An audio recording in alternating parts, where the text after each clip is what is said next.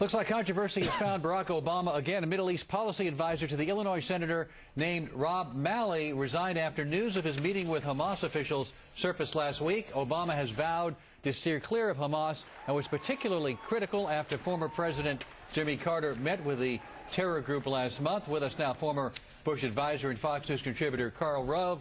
Karl, is this a problem for him? I mean, he's been very outspoken against Hamas and was, as we just pointed out, critical of Carter. Obama is clearly not a Hamas supporter.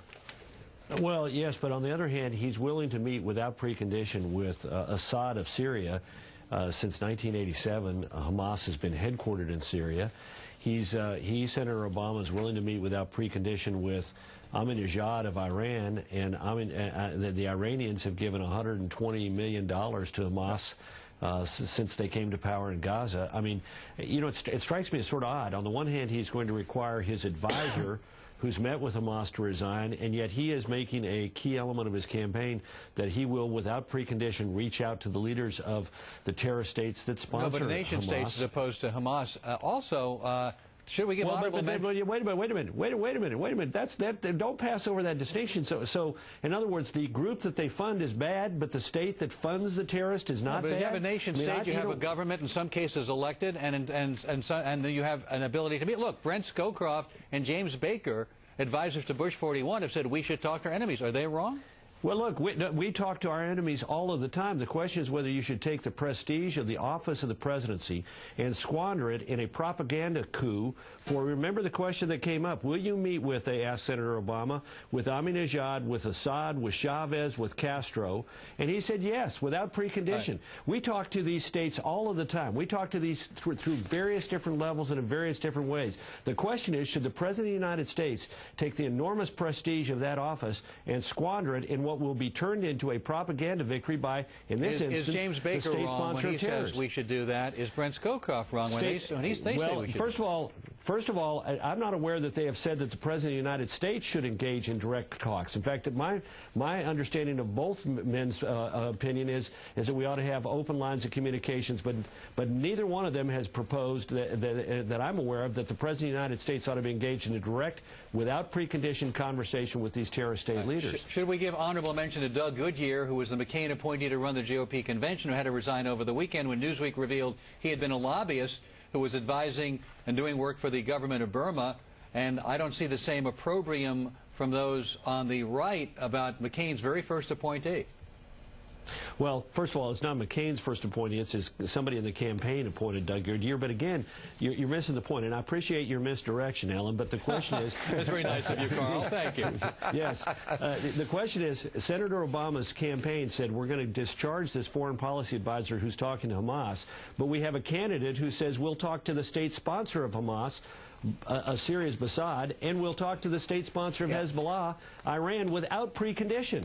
And so my point, he did the right thing by discharging this guy, but it highlights a weakness of Senator Obama, which is his inexperience in international affairs led him to give an answer in the YouTube CNN debate, which he's going to regret, which was, I'm going to, he said, without precondition, be willing to meet with, you know, sort of the rogues gallery, if you will, of terrorist states and bad actors internationally. And maybe invade an ally like Pakistan and potentially create a theocracy with nuclear weapons. That's even more frightening, isn't it, Karl?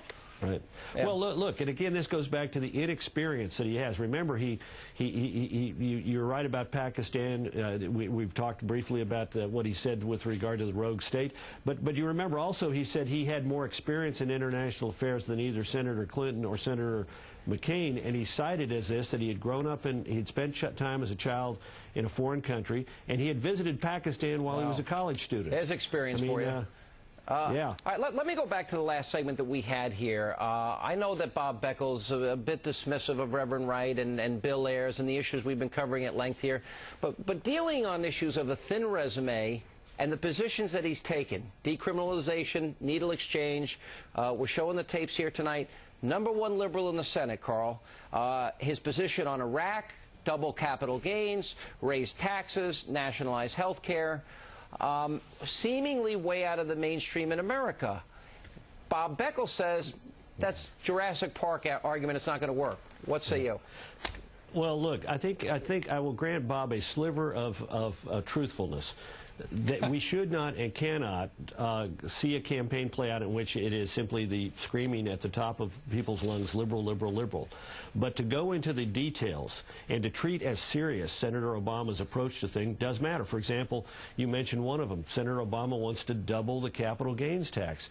You know, most economists, in fact, virtually every economist says this would be a bad idea, that would make it more difficult to put together the capital necessary to create jobs, and it would impact particularly small investors who are saving for retirement and saving for the important things in life. It would impact them very negatively. So I think Kevin Madden was right. You take things like Reverend Wright. You take things like his views on talking to Assad and Ahmadinejad. You take his views on a whole range of issues and treat them seriously and deal with the substance of the issue and say to the American people, here are two choices between John McCain and Barack Obama on this issue. Which one do you agree with? And if that's the case, then it's the right kind of campaign. All right, when we come back, I want to ask you specifically about the loss of Dennis Hastert's seat